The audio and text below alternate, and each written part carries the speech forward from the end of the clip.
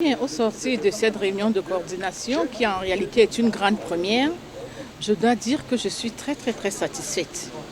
Et je souhaiterais, n'est-ce pas, que de telles initiatives se reproduisent assez souvent. Je suis très comblée parce que j'ai pu constater que monsieur le sous-préfet est au parfum de tout ce qui se passe dans nos établissements.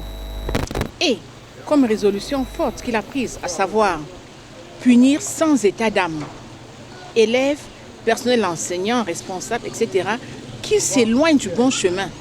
Je pense qu'on ne pouvait pas. Notre satisfaction y va de bon gré, parce qu'il ne faut pas, quand quelqu'un se met là et il nous dit ce qu'il faut faire, et nous voyons que vraiment c'est ce qu'on pensait qu'on devait faire et qu'on n'a pas pu faire, nous lui rendons vraiment grâce et nous sommes très contents.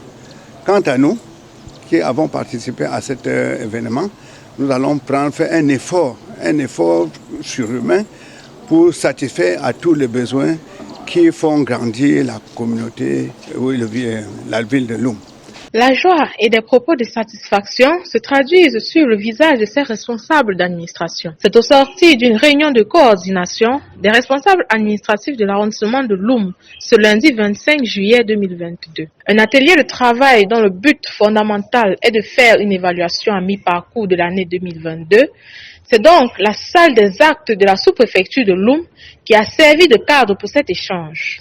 Un procureur de la République aux côtés du sous-préfet et des hommes politiques présents constituent le panel d'évaluation. Les chefs de communauté, les chefs de quartier et chefs de village suivent avec beaucoup d'intérêt la séance de travail et au passage, n'hésitent pas d'interroger les responsables administratifs. Le procureur a donc saisi cette opportunité pour édifier davantage les responsables administratifs sur les droits et devoirs qui leur incombent.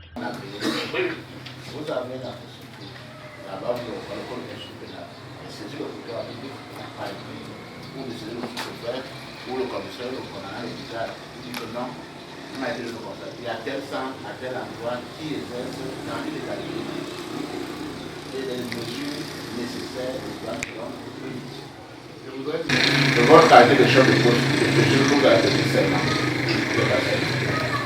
Si vous êtes ensermenté, vous dites qu'il y a eu des CP, vous allez faire rentrer des formes, vous allez faire rentrer des formes dans les caisses de l'État, par le biais des CP.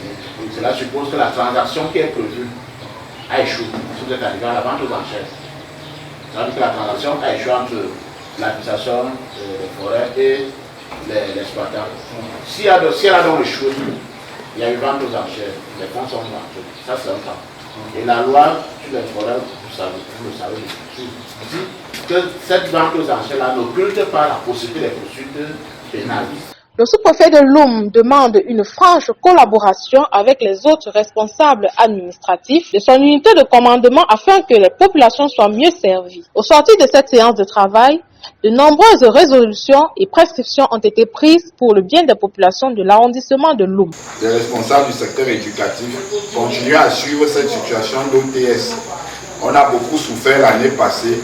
Vraiment, si dans un établissement il y a du mécontentement, et même pour ceux de la santé, rapidement qu'on fasse remonter l'information de manière à ce qu'on puisse anticiper localement. Nos enfants ont beaucoup souffert de cette situation. Madame le proviseur du lycée technique, comme je l'ai dit, prenez les mesures les plus drastiques en vue de rétablir la discipline dans votre établissement, tant au niveau des enfants qu'au niveau des encadreurs. Vous aurez tout mon soutien. Tous les chefs d'établissement également, faites-moi tenir dans les meilleurs délais les besoins en effectifs en termes d'enseignants. Nous ferons encore une énième fois, nous enverrons les correspondances plus haut. Dans les meilleurs délais, c'est maintenant que ce combat se mène.